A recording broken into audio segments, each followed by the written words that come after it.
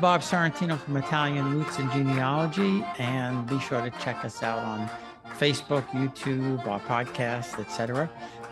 And check out our sponsors, Your Dolce Vita with Dawn Matera, Italy Rooting with Letizia Sinisi, and I'll be Tivio Casa with Sabrina Franco. And today our guest is Sabrina Moya Chisholm, all the way from South Africa. So first time for a South African. So welcome, Sabrina. Thanks for being here. Very much. Thank you for having me.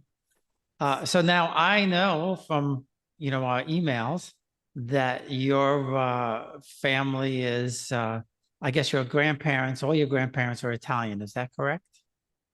Mostly, yes. So my grandparents, my maternal grandparents hail from Trieste, up in Friuli, Venezia Giulia, where I lived for many years. And my great-grandparents on my paternal side are from Barano d'Ischia and Forio, also on the island of Ischia. Oh, that's interesting. How they got there, I've got no idea. Yeah, so Ischia is, that's interesting because one of my family going way, way back, they had a villa there. I think it's still partially owned by somebody in the family, but it's Villa Piramalo. I don't know if you've ever heard of it, but that's on Ischia, and haven't spoken to anyone that had family from there. So this will be great. It's not family, but family. Yeah. So why did you start, and when did you start your research?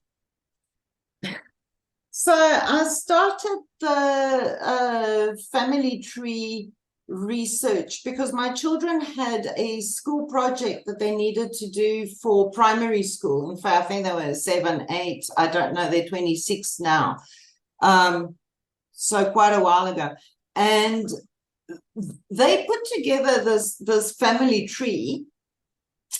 And because we're in South Africa, they I don't think they realize that they've actually got a huge actual biological family. So they were putting pictures of Brad Pitt to represent the uncle and, I don't know, famous people.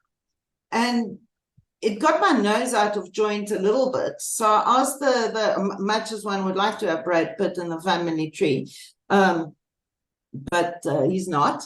So I asked the teacher for a couple of days extension, and I submitted the nucleus of the family tree, and now my tree has grown to 5,976 people.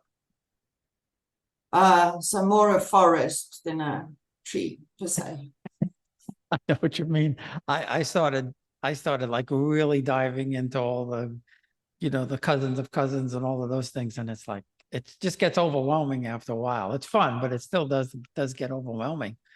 It's huge. You find out all kinds of things that you may not necessarily want to find out about your family, multiple marriages that run concurrently in different, the uncle is a salesman, so he's got a wife there and a wife there, obviously before Facebook, a couple of defrocked priests, illegitimacy, all the little secrets come out to bite you. Well, that's interesting. The defrocked piece, that's a good one. So what's that story? I'd love to know that story. Well, that one's not, strictly speaking, related to us. We've got 2 priests in the family. The defrocked one was the father of my cousin's father, or my cousin's grandfather. Mm-hmm. And he was from Hungary. And when I started doing research, well, apart from the fact that he was a priest, so we're not entirely sure how he ended up having children, because he would have, but okay. But my one of my blood uncles actually turned to the priesthood, but he wasn't defrocked after he was widowed and had lost his daughter in something that happened in Italy. So he Well, actually turned to the church for solace. yeah, well, I've heard stories like that before. In fact, growing up, there was a priest that I guess he became a priest in his like 40s or 50s or something like that. But speaking of priests with children, I descend from Pope Paul III, who had several children, who he made cardinals back in the 1500s. So it wasn't unheard of back then. Was In it fact, a it was bit of pretty normal. 50s, not. But maybe he wasn't a Catholic priest. I'm not sure why I'm forever assuming that I have to be Catholic. Maybe it's my own upbringing. Pastors Yeah, or yeah, that's possible. That's possible. So now, did your Italian family, did they migrate to South Africa? so it's a little bit of a convoluted story. So my grandfather did not migrate at all. He came to South Africa because he was made first violin in the Pact Orchestra in Pretoria. So he brought, it was a couple of years contract. He brought my mother along in the 60s, 1968, 1969. And she met my father and she stayed in South Africa. And my grandparents went back to Trieste when the contract finished. Oh, wow. That's so interesting. Yeah, that's something. And so he was contracted to play in the orchestra then, and that's how we wound up there. That's an Yes, amazing story. And my so grandfather was a violin professor and my father was a pianist. oh, nice. Oh, nice. I try to play the guitar. I play it not very well, but I'm in awe of people who can actually play very, very well because it's not that easy as it seems. No, it really isn't. No instrument is.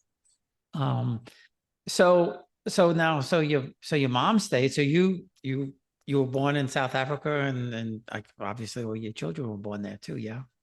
Indeed, yes. I was born in South Africa. Then I went back to Italy, a lot of backwards and forwards. But I came back finally in 1989 and I haven't moved since. Oh, now, so did you go to school in Italy or at least part-time? 100%, all of it, in fact. Really? Oh. Mm. And because my mother is of Italian, let's pretend it's Italian extraction. I mean, Trieste, with it being on the border with Yugoslavia, was handed backwards and forwards in the wars. So in fact, that side of the family, blood-wise, because we did the DNA test, is not Italian at all. It's more Yugoslavian, Austrian, Germanic. And then also in the 30s, they changed all the surnames to Italianize them. And of course, that's caused chaos in research because now you don't know what the original surname was in the Gazzetta Ufficiale del Regno d'Italia, where they published the changes of surnames. My own grandfather's name, the original name is spelled in 3 different ways. So which one's the correct one? And of course, if you're doing the research now, where do you go? Do I go to look for my documents in the Austrian archives? Do I go in the Yugoslavian archives? Do I go in the archives of Trieste? No one knows. Anyway, so and then I went back to Italy and did most of my schooling there, in fact. So I am fluent in Italian and in French because my father was French. Also not blood, but politically. So that's what I do now. Now I teach languages. I teach Italian and French. Oh, that's super. I barely speak English, so we were just in Italy, and I did a lot of pointing. Although I caught on a little bit. Once when you're there, you're kind of able to listen and hear things. But I wish our parents in America, they didn't teach us Italian. My parents spoke it, and they didn't teach the kids. It's sad. It's sad. Maybe they were trying to integrate you into the American culture a bit more. That's one of the reasons. Well, that was part of it, I think. But by the time I was growing up in the the 50s and 60s, that whole Italian American stigma thing kind of went away because of the war, and so many Italian Americans fought in the war.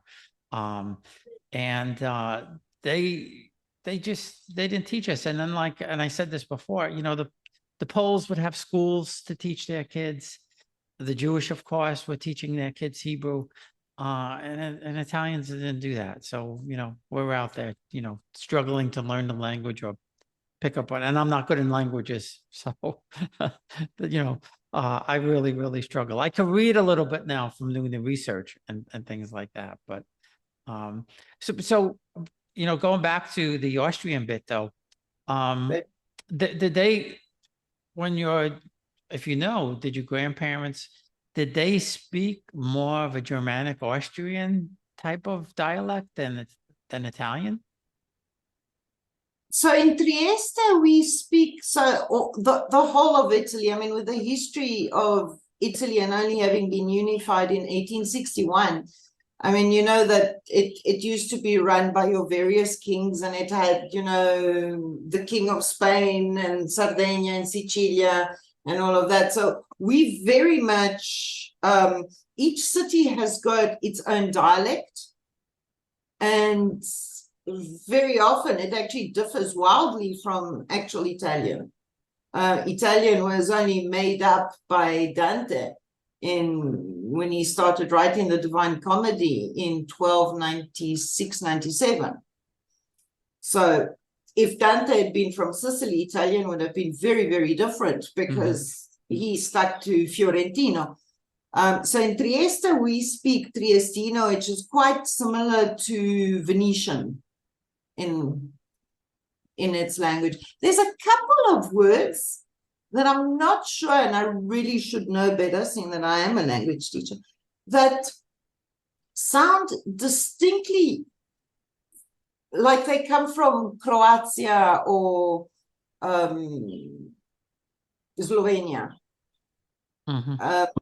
But it's mostly a very soft form of Italian. But we did not speak Yugoslavian or German per se.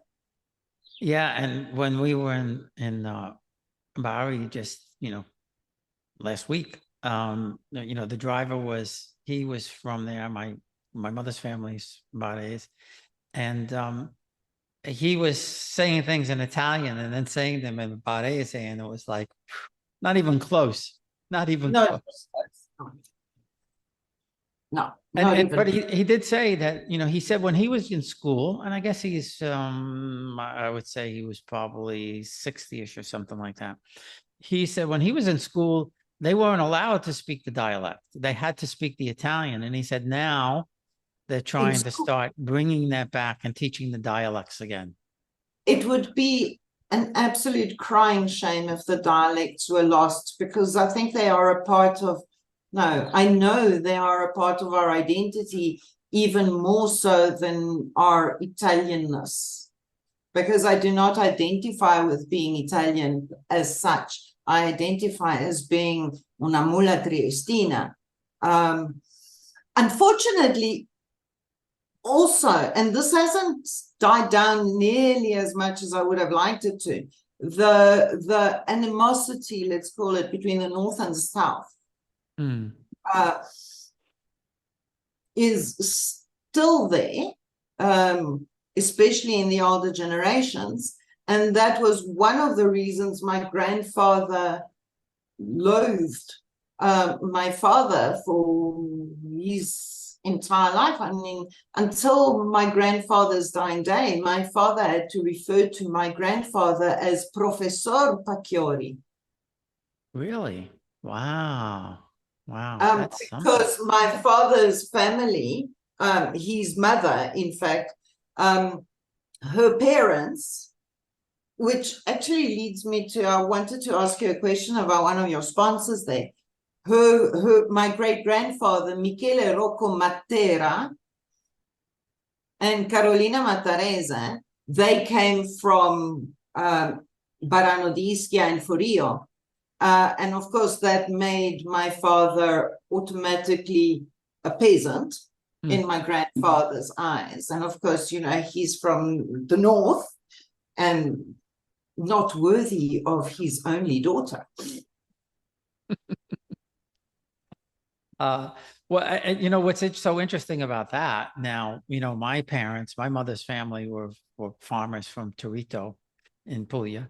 And my father's mother was from two very noble families, and probably one of the most noble families in the South Caracciolo.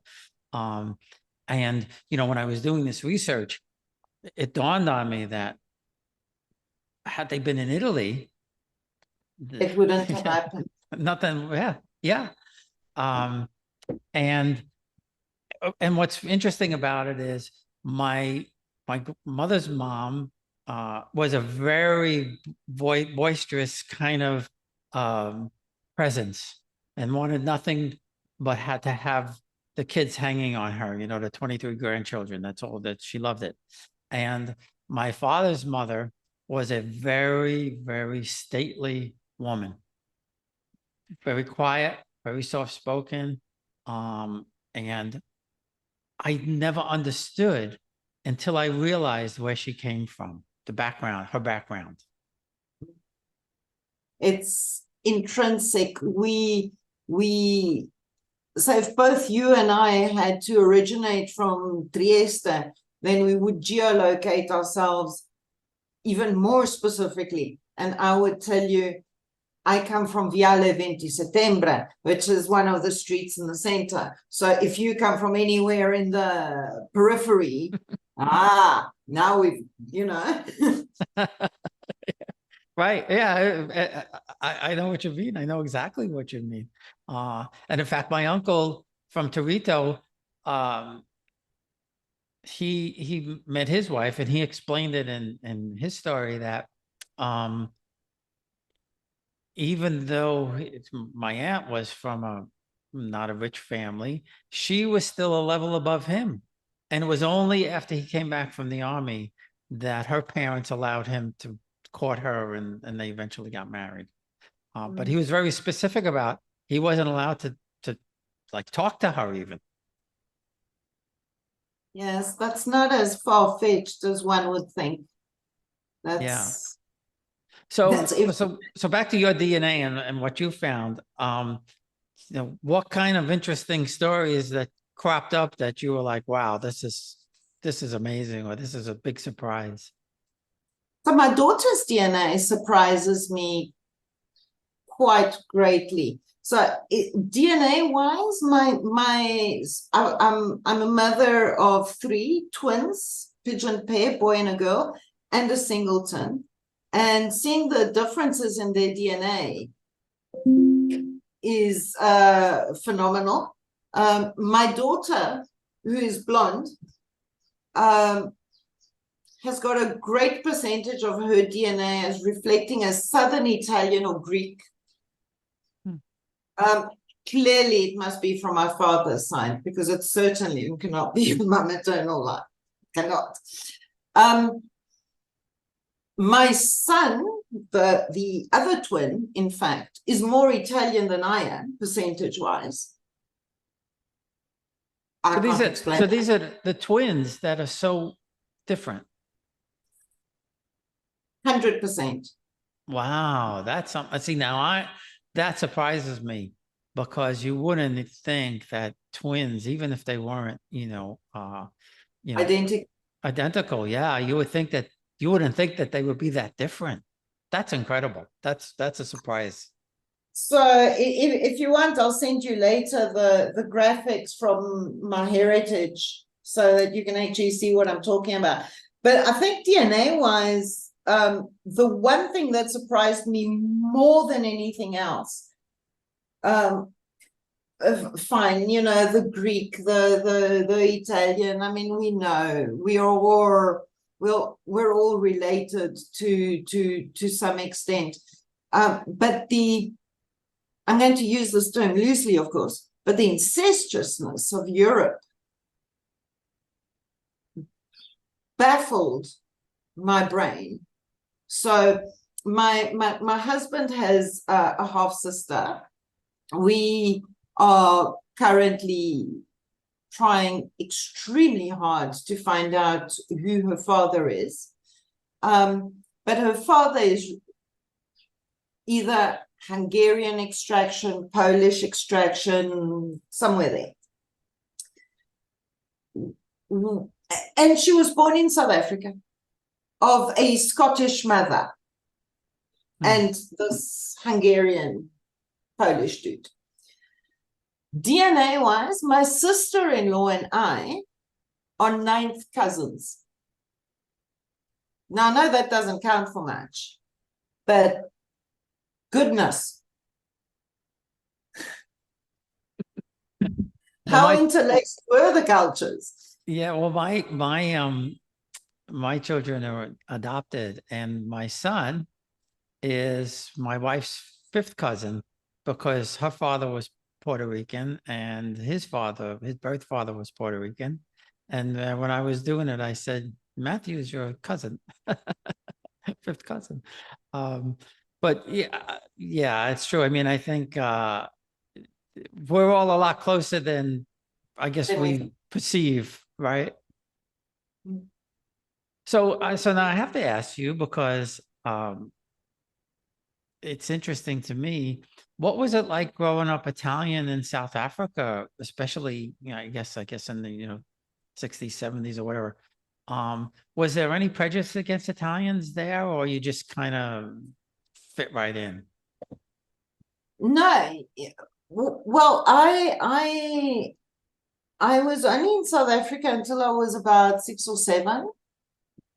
And I wasn't particularly aware of much going on, but the Italian contingency in South Africa is strong.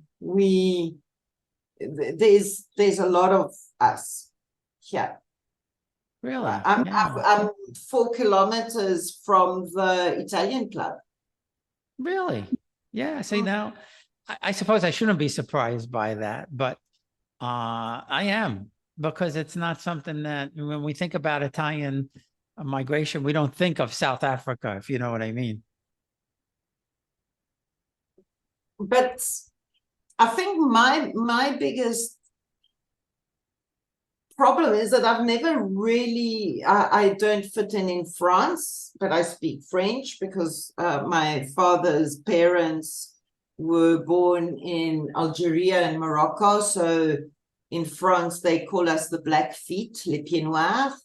I'm not quite Italian because I wasn't really born there. I'm not quite South African because I've got a French nationality. So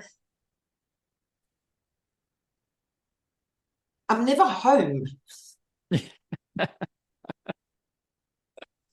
Yeah, that's funny. That's funny. I see what you mean. Yeah, you're really kind of just out there, right? There's too many different cultures, too many different personalities, if we want to even call them that. I feel like I'm vaguely schizophrenic because when I'm French, I'm French. When I'm Italian, I'm Italian. When I'm South African, I'm South African. And they are different. And this is one of the things my children noticed. And children can be so dumb when they are small. They actually told me one of my tells. So if they asked for something, if I said to them no, apparently I was still open to negotiation. But if I said no, that was a hard no. And then they knew they couldn't try their luck. And they discovered this and were very proud of themselves and came to tell me. And of course, I used it a little bit against them. Oh, that's funny. That's so funny. And so how about your husband? Was his family in South Africa for a long time? His family came to South Africa from Scotland in the beginning of the 1900s because his grandmother fell pregnant out of wedlock, and they were trying to avoid sending her to one of those mothers' homes.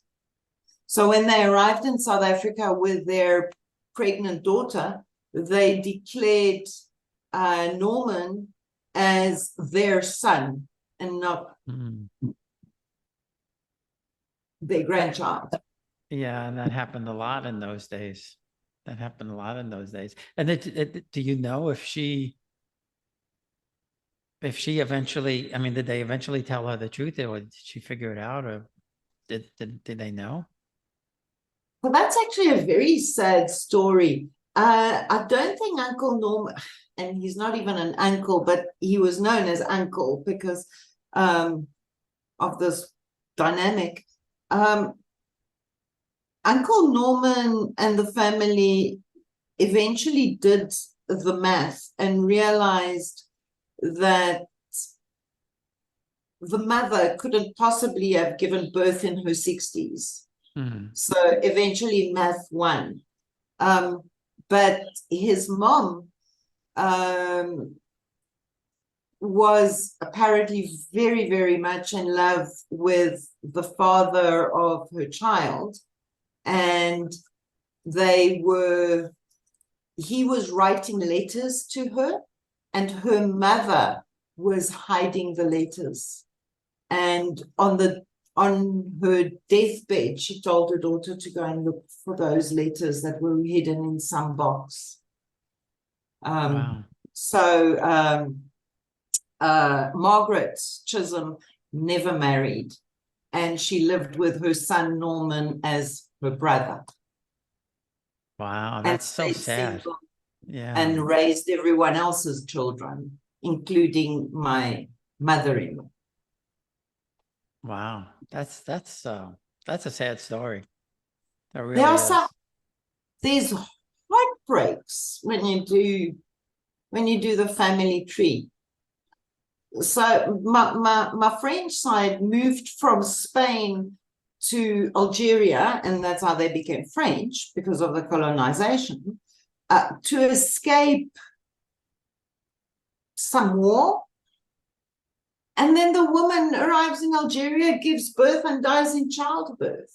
I mean, perhaps she should have taken her chances with the war. There's some really, really sad stories out there, and they crop up when you start doing the research. But yeah. You know,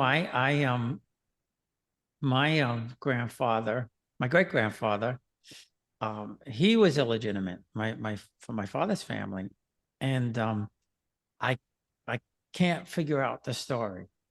Again, nobody seems to know. There's one rumor that there was somebody in the family that had an affair with the maid, which is possible because they were a noble family. But the interesting thing about that is the records in Italy. One of the genealogists sent me these, I call them like a birth card or something like that. It's not an actual birth record. It's just a card that has the mother, the father, the date of the person, and the birth date, and the person's name. And my great grandfather, Nicola Piramalo, he's got two of these cards with two different women as his mother. One woman, I believe, was his mother, his birth mother. The second woman was my great grandfather's wife. All the other children, all my great grandfather's brothers and sisters, have her as the mother. And the only thing I could piece together is that somehow, because he was from a rich, noble family, that he was able to get the record changed somehow. But that's the only thing I could figure out. He must have been very young when my great-grandfather was, my great-great-grandfather must have been very young when my great-grandfather was born. But can't piece it together. And someone out there, a lot of people out there knew, but they have taken their secrets to the grave. And now with the advent of DNA, we are digging up everyone else's skeletons. Yes.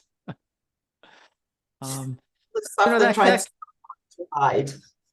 But that kind of, you know, the way I look at it is, that kind of, in a way, because I'm a big history person, it's fascinating to me to know what these people did and how they reacted in situations and what happened, because it's kind of like almost a connection to your life, if you know what I mean. I do. And also, they before you know the stories, I mean, these people are just names and dates. And I mean, with an Italian heritage, I mean, I'm sure you know, we kind of tend to name all our children, you know, Antonio, son of Antonio, that is the son of the other Antonio, and then it becomes just this blur. And the moment you start looking at their history and what their stories are, kind of makes them more real. Yeah, absolutely. The you know, the more information you get, and if you find something like a will or a deed or something like that, it's even better. But you know, my great grandfather was Nicola, so my father was named Nicholas. And when I started finding the family in Italy, everybody's got the same name. I mean, my mother's family I knew because I knew who they were, but my father had so many cousins with the name Nicola, and then, you know, their children's children all have the Nicola. And the amazing thing was, one of my cousins that I just met just last week, 2 weeks ago, he was, his father had the same name as my father. They were born 3 years apart. I don't know if they knew of each other. I suspect that they didn't, but I'm not sure. My name is Robert. His name is Roberto. Purely coincidental, because there's no reason for us to be named this Robert. Have you noticed that synchronicity as well? I find that absolutely fascinating, because now it is said, I don't know how true this is, I haven't delved that deeply into it, that everyone that has the surname Matera will comes from the same family and the same place. So now my great-grandfather, he was Michele Rocco Matera. And there was a poet or an author here in South Africa whose name was Don Matera. And we spoke a few times when he was still alive, but there was this very weird synchronicity, because Sabrina is not a family name. It was a movie, and my father liked the actress. He liked the name, I got the name. But strangely enough, Don Matera's daughter, he also named Sabrina. And it's not one of the most common names out there. Right. No, especially an Italian family. Yeah, it's not really. Yeah. So I found that very interesting. And if I haven't quite figured out how myself and Don Matera were related, but I'm going to have to presume that it's from one of the sons of Sebastiano Matera, and you know. So I find that the synchronicity of names has actually recurred quite often, and not not in branches that know each other. Yes, right. Yeah, yeah.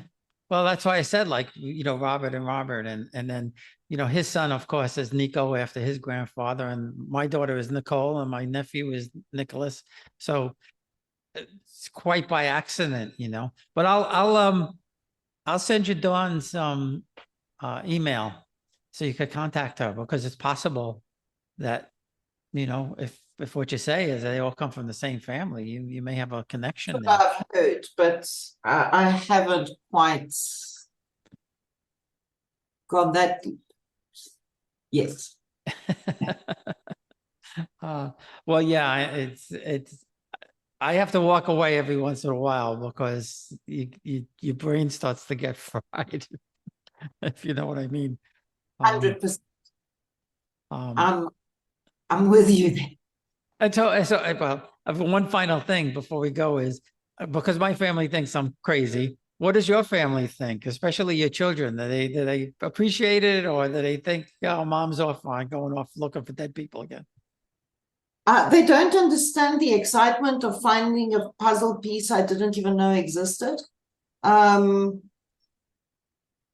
They really don't particularly care right now, but then neither did I when I was young. I wish I had made notes of everything that my grandmother said, but I didn't. And now she's passed, so I can't ask. I think they're all playing hot potato with the yearly MyHeritage subscription, because I don't think any one of them wants to inherit that. That's funny. Yeah, I wish that I had asked my grandparents questions. I mean, my grandparents, both my parents are at the younger end of the family. So my grandparents are already, well, old, my age, close to it when they, when I was 8, 9, 10 years old, and I didn't think to ask them anything back then. I wish I had, and even, some of my aunts and uncles. Even if they did tell you, you'd probably sitting there going, oh, you've said this 17 times before. Yeah. Exactly. Well, this has been a lot of fun. I really appreciate you taking the time, and good luck, getting to 10,000 from 5,000. Thank you. I don't know if that's a bit of a blessing or a curse.